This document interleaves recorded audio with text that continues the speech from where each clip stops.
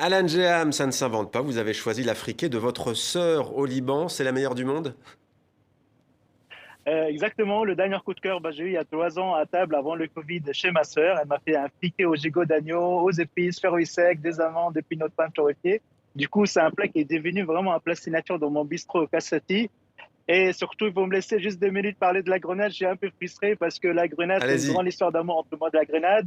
Et surtout, les grenades, on le mange fruit. Vous savez, il y a toujours un petit kiosque qui vend de jus de carotte ou jus d'orange et jus de grenade aussi dans le marché de Tripoli. Et nous, on le prépare beaucoup l'automne. On fait dépresser des jus de grenade, on le fait réduire au feu naturellement pour avoir la mélasse de grenade. C'est le miel magique. Du coup, mon fruit préféré, le produit numéro un dans ma cuisine, c'est la grenade. Et là, j'avoue, j'ai ramené avec moi à Saint-Barthélemy 3 bouteilles de mélasse de grenade pour cuisiner avec, Voilà, à bon. partir de lundi. Bon, vous avez eu deux coups de cœur alors aujourd'hui. Mais c'est vrai que tout à l'heure, vous n'aviez pas dit un mot sur la grenade, un puissant d'ailleurs antioxydant, puisque vous parliez du jus et de la mélasse. Malek Labidi, le restaurant central à Lima, on est au Pérou, en Amérique du Sud, de Virgilio Martinez. Qu'est-ce qui vous plaît dans la cuisine de ce grand chef? Alors, ce qui m'a plu, c'est en fait toute sa démarche. C'est-à-dire qu'il est allé justement, il est retourné dans son pays, parce qu'il faut savoir qu'il a tourné un peu autour du monde. Et puis, il est allé chercher les produits de son terroir. Il est allé vraiment partout. Il est allé là où on ne va pas. C'est-à-dire que, par exemple, dans les montagnes, il récoltait les petites herbes, les petites baies.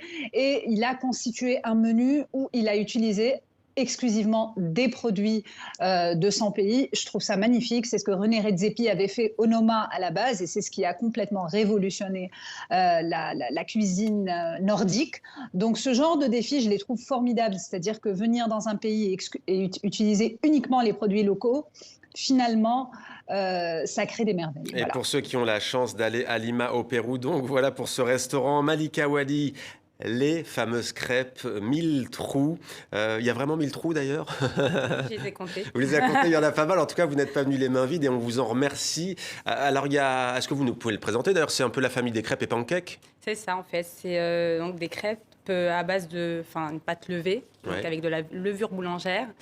Et en fait, ce sont des crêpes alvéolées, ultra moelleuses et légèrement spongieuses. Alors, elles peuvent être imbibées ou de beurre ou alors d'huile d'olive D'huile chez les d'olive, Kabyles, chez par les exemple, Kabyles, où chez on les nous, appelle terrefin. C'est ça. C'est un dessert particulier. Vous l'avez appris comment? C'est plutôt transmission familiale? C'est ma maman qui m'a appris à réaliser ces crêpes mille trous. Et Et, d'ailleurs, vous les dégustez avec du miel. c'est- Youssef Gasly, l'amlokhia. Alors, vous pouvez en manger Ouais. matin, midi et soir. Et quand vous allez nous décrire quel est ce plat, on va voir qu'il faut vraiment, vraiment l'aimer pour le manger à tous les moments de la journée. Moi, j'en ai mangé un il y a quelques mois. J'en ai dégusté un il y a quelques mois. Alors, faut pas se mentir, quand on le voit à l'image, c'est pas très appétissant, mais c'est drôlement bon. Est-ce que vous avez une photo déjà à montrer? Ah, voilà, Absolument, on est exactement. en train de la Voilà. voir. On a l'impression de manger un peu un plat de pétrole ou de quelque chose comme C'est ça. vrai. Mais ce qu'il faut savoir, c'est que l'amlokhaya, moi, c'est mon plat préféré. Donc, je peux en parler toute la matinée s'il faut. Et du coup, c'est une plante qui s'appelle la corette, qui ressemble un peu à l'épinard ou la plante qui sert à faire le henné aussi. Et du coup, on fait une farine avec cette plante. Et après, c'est quelque chose qui va cuire un peu. C'est un plat sacré chez nous, j'ai envie de dire même. Qui va cuire pendant des heures. On peut le cuire pendant 8, 12, 24 heures. Vous le faites avec quelle viande, vous?